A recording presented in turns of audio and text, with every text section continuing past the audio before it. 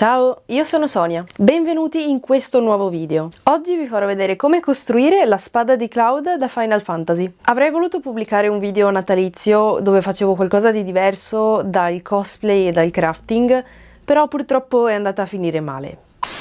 Raga, ma si può avere più casino che non lo so? Cioè, guarda che casino! Culo! Adesso come faccio? E quindi ho preferito lasciar stare. Prima di cominciare vi invito ad andare a vedere i link qui sotto in descrizione per andare a vedere il mio profilo Instagram e tutte le altre cose bellissime che ci sono. Per esempio la lista dei materiali che ho utilizzato in questo video e il mio negozio su Etsy dove vendo pattern e trovate in particolare anche il pattern per questa spada. Facciamo partire il video.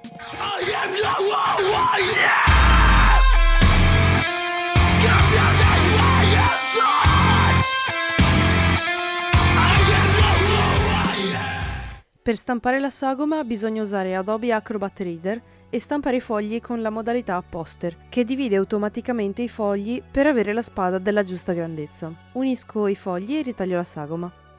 Parto con una base di 3 sagome della lama sul foam dello spessore di 1 cm. Ora costruisco la struttura interna della spada per fare in modo di avere questo vuoto al centro per poter fare i 2 buchi per le sfere. Questi sono i manicotti che ho trovato un po' nel reparto idraulico e in quello da elettricisti dell'Eroe Merlin. Il verde è di una plastica molto dura e l'ho messo all'interno di quelli grigi per fare una giuntura, che poi ho sigillato e fissato con del super attack e del nastro isolante. E questa è la struttura interna.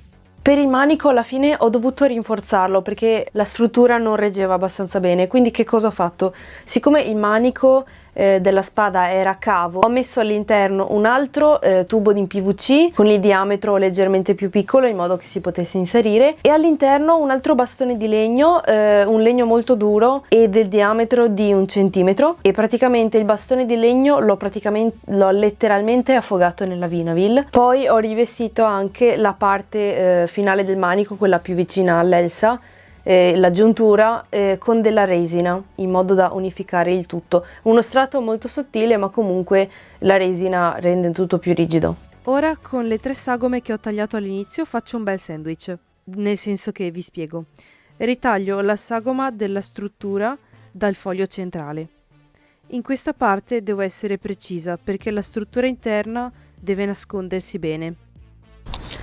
Ok, quindi di base la parte in centro è stata tagliata e la mia idea è quella di prendere quella parte lì e farci tipo un panino con questa in mezzo, che ho scavato il buco, diciamo, per la struttura. E quindi niente, adesso devo scavare tutto qui e tutto qui, perché comunque ho tagliato quello, però il bastone è più grosso, quindi devo tagliare un po' di materiale sia lì che lì per farci stare tutto all'interno. E quindi niente, speriamo che funzioni. È pieno di zanzare, mi stanno tipo mangiando. Oh mio Dio. Ho scavato con il Dremel la zona che ho segnato e, spoiler, questa è stata la parte più noiosa. One eternity later. Incollo il foam con il solito mastice, ma dato che ne ho usato in grandi quantità ho messo la maschera perché l'odore è molto cattivo e non fa bene. Ora che ho la base della spada inizio a fare i dettagli usando il foam da 5 mm e 2 mm. Su questa parte ho aggiunto uno strato da 5 mm e le strisce di 5 mm.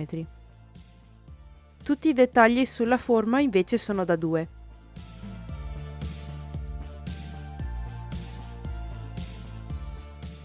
Prima ho segnato i contorni per incollarli con precisione e ho utilizzato il super attack.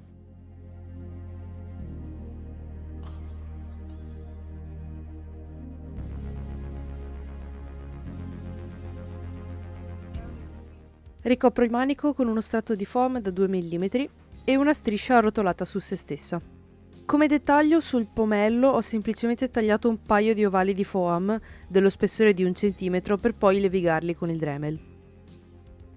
In questa parte, ancora più precisa, ho segnato il centro della lama e ho levigato la parte affilata, prima con una punta di carta vetrata per rimuovere più materiale, poi con la levigatrice per lisciare e rendere omogenea la superficie. One eternity later. Per il dettaglio delle borchie ho scaldato il foam con la pistola termica per poter imprimere un solco dove poi ho incollato la borchia finta che ho fatto con la foam clay.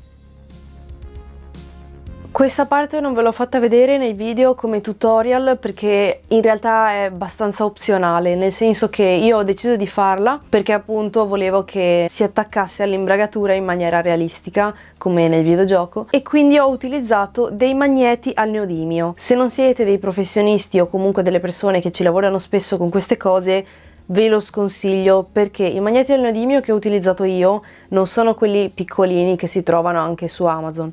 Sono dei magneti grossi così e alti 1 centimetro, quindi sono abbastanza pericolosi, anzi sono molto pericolosi perché sono talmente forti, talmente potenti che se ti tieni, se ti rimangono le dita chiuse tra quei 2 magneti là, ti fai molto male. E inoltre rischiano di danneggiare anche gli apparecchi elettronici, le carte di credito, i cellulari, quindi bisogna stare veramente molto attenti. Questi magneti, questi mattoni, letteralmente dei mattoni di magneti al neodimio, e li ho nascosti all'interno della spada nei 2 punti corrispondenti all'imbragatura che c'è sulla schiena. Sempre con la foam clay ho sigillato i magneti nella spada e con la carta vetrata ho lisciato la superficie eliminando i difetti. Ho realizzato le gemme con queste palline di plastica che si dividono a metà, sono quelle che si utilizzano per fare le palline di Natale.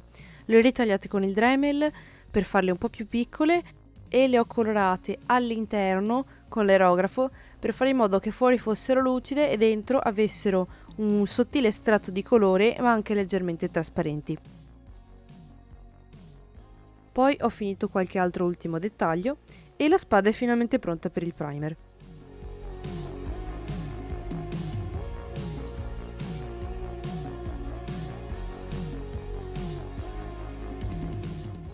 Come fondo uso sempre il Flexbond. Si applica con il pennello, di solito faccio un primo strato non diluito e altri 2 con un po' d'acqua. Ricordatevi che bisogna sempre aspettare che si asciughi bene tra uno strato e l'altro. Ho steso una prima mano di colore con una bomboletta di acrilico colore grigio grafite. Naturalmente ho mascherato le gemme con il nastro adesivo per evitare che si sporcassero.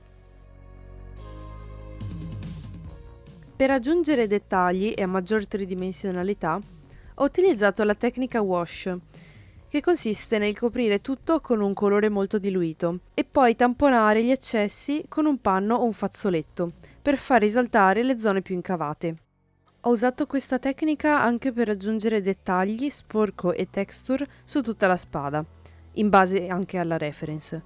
Da qui in poi niente acqua per diluire nel colore. Con questo acrilico molto denso e chiaro e con un pennello dalle setole indurite ho creato ulteriori graffi e segni che arricchiscono la spada di dettagli.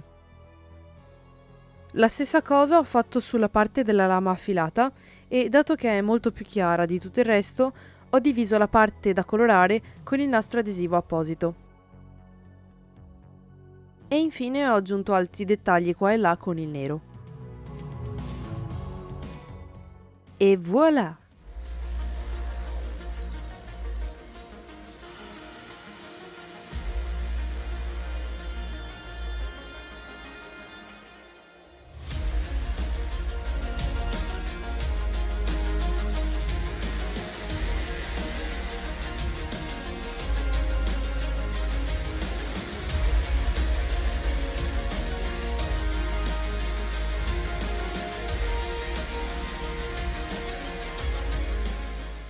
E questo è tutto, spero che il video sia stato utile e che vi sia piaciuto. Vi ricordo di iscrivervi al canale e di cliccare la campanellina qui sotto per attivare le notifiche, così non perderete nessuna novità. E per qualsiasi domanda scrivetemi qui sotto nei commenti oppure su Instagram. Vi auguro buone feste e un buon inizio dell'anno e noi ci vediamo nei prossimi video. Ci vediamo presto!